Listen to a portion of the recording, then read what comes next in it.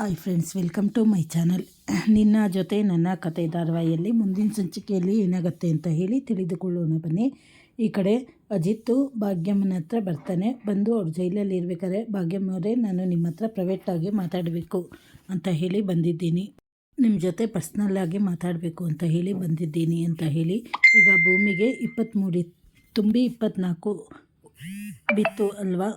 ಈಗ 1 ವರ್ಷದಿಂದ ನೀವು ಜೈಲಿನಲ್ಲಿದ್ದೀರಾ. ಹಾಗೆ ಈ ಮಿಕ್ಕಿದ ವರ್ಷ 3 ವರ್ಷ ಯಾರೂ ಬರ್ತ್ಡೇ ಸೆಲೆಬ್ರೇಷನ್ ಮಾಡಿಲ್ವಾ ಅದು ಅಂತ ಹೇಳ್ಬೇಕಾದ್ರೆ, ಭಾಗ್ಯಮ್ಮವರೇ ನಿಜ ಹೇಳಿ, ನೀವು ಇಲ್ಲಿಗೆ ಬರೋಕ್ಕಿಂತ ಮುಂಚೆ ಎಲ್ಲಿದ್ರಿ, ಯಾವ ಊರಲ್ಲಿದ್ರಿ, 20 ವರ್ಷದಿಂದ ಏನು ಮಾಡ್ತಾಯಿದ್ರಿ?